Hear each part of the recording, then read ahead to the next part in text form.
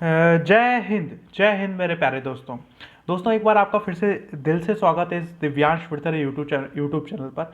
और जिन लोगों ने अभी तक इस चैनल को सब्सक्राइब नहीं किया है वो इस चैनल को सब्सक्राइब कर लें। और लाइक तो आपका कर्तव्य है, लाइक आपकी रिस्पॉन्सिबिलिटी है, लाइक और शेयर ज़्यादा से ज़्यादा करते रहें। ठीक है। जैसा कि हमारी सीरीज़ जो चल रही है आपका 10 मिनट का जो दम है, हम 10 मिनट में आपको वो चीज़ें पढ़ाने वाले हैं जो पेपर में आती हैं, जो पेपर में आ चुकी हैं। उन क्वेश्चंस पे हम 10 मिनट में डिस्कस करेंगे।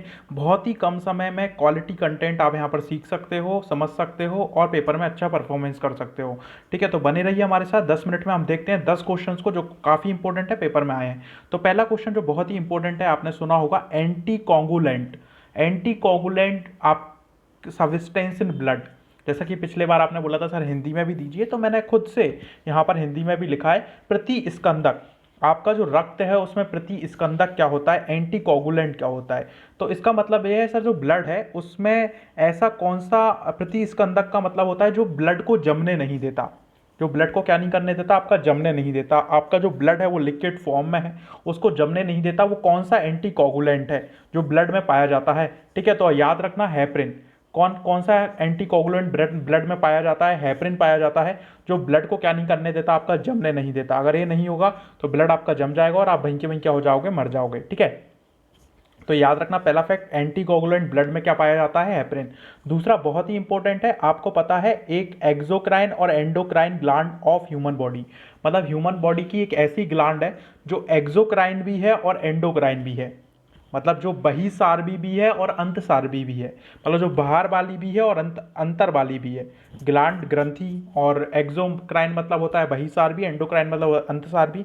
तो ह्यूमन बॉडी की ऐसी ग्लैंड का नाम बताओ जो दोनों तरह का काम करती है। बहुत ही इंपॉर्टेंट क्वेश्चन है, तो आपको पता होना चाहिए। जो पैनक्रियाज है, जो अग्नाशय है, वो दोनों प्रकार की क्या है, आपकी ग्रंथि है।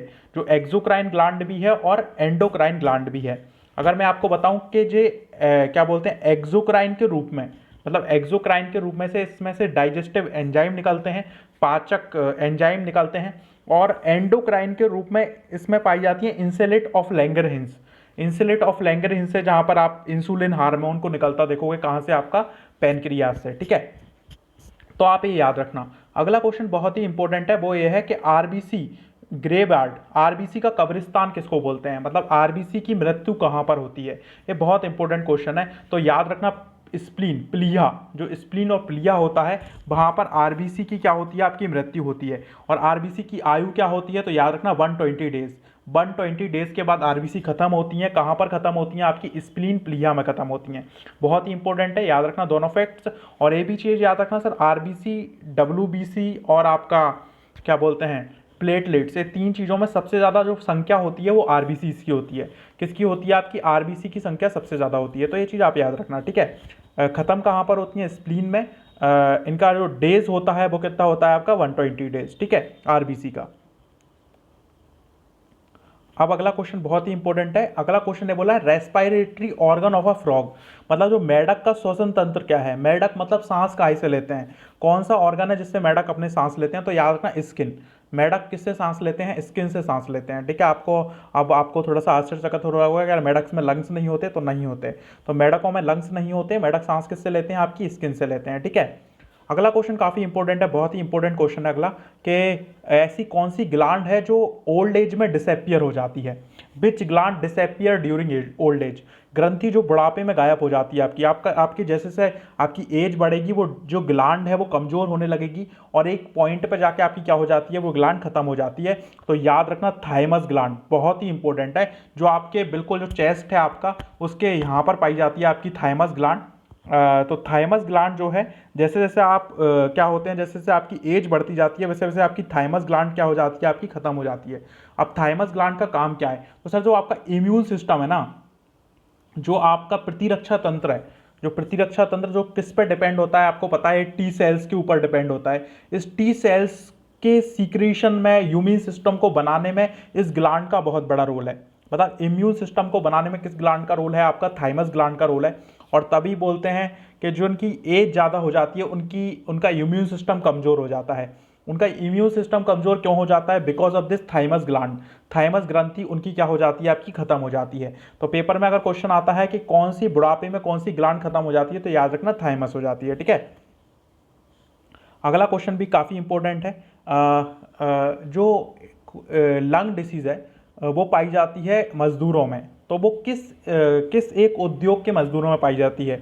Lung disease in worker of which industry, which industry मतलब कौन सी इंडस्ट्री के मजदूर हैं जिनमें फेफड़ों की बीमारी पाई जाती है? तो याद रखना कपास उद्योग जो होते हैं, कॉटन इंडस्ट्री जो होते हैं, उन उद्योगों में जो मजदूर काम करते हैं उनमें प्रेवलेंट मेनली कौन सी डिसीज पाई जाती है? आपकी फेफड़ों की डिसीज पाई जाती है, लंग डिसीज पाई जाती है। ठीक है, अगला क्वेश्चन भी बहुत ही इंपॉर्टेंट है। क्वेश्चन है बोला है कि मच्छरों को खत्म करने के लिए कौन सी मछली को पाया जाता है?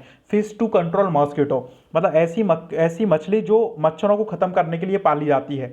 ठीक है, तो याद रखना gambusia, it's a very important. Gambusia मछली होती है जो मच्छरों को क्या करती है? खाती है।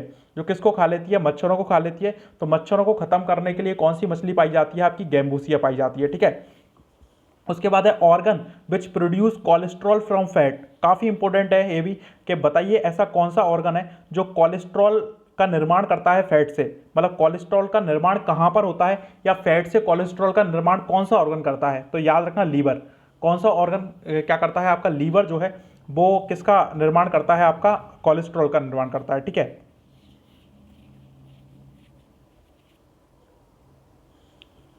अगला क्वेश्चन भी बहुत इंपॉर्टेंट है, फनी बोन। पेपर में आ सकता है फनी बोन कौन सी है ह्यूमन बॉडी में? तो उल्नार नर्व को हम क्या बोलते हैं? फनी बोन बोलते हैं। डायरेक्ट आप रट्टा मारो, इसमें जो एल्बो के नीचे आपकी एक हड्डी होती है, इसमें आप अगर ऐसे करके ऐसे मारोगे तो आपकी बहुत सारा टाइप का दर्द सा टाइप का महसूस होगा। तो इसको हम फनी बोन के नाम से जानते हैं। यहाँ पर एक उल्नार नर्व होती है, उसको हम किसके नाम से जानते हैं? फनी बोन के नाम से जानते हैं। किसके नाम से जानते हैं? Funny bone. ठीक है, तो ये चीज़ आप याद रखना। अगला है फीलिंग ऑफ फटीग, मतलब जो थकावट आपको महसूस होती है, आप थोड़ा सा भागते हो, थोड़ी सी सीढ़ियाँ चढ़ते हो तो आप थकने लग जाते हो। तो ये थकावट का कारण क्या है? इस थकावट का कारण है सर लैक्टिक एसिड। ये थकावट हमको जो महसूस होती है वो किसके कारण होती है? लैक्टिक एसिड के कारण महसूस होती है। हमारे शरीर में लैक्टिक एसिड बनने लगता है, इसके कारण हमको क्या महसूस होने लगती है? थकावट या फटिग, या क्या है आपका एग्जिशन क्या होने लगता है? आपका महसूस होने लगता है। ठीक है, तो दोस्तों ये 10 क्वेश्चन थे, बहुत ही इंपॉर्टेंट 10 क्वेश्चन थे। आप इनको एक बार देखिए और समझिए, और कुछ इंपॉर्टेंट फैक्ट अगर आपको मिलते हैं तो उनको आप लिख लीजिए। और अगर आपको इसका पीडीएफ चाहिए तो हमारे टेलीग्राम चैनल पे आप ऐड हो सकते हो, इसकी लिंक आपको डिस्क्रिप्शन में मिल जाएगी। Thank you so much.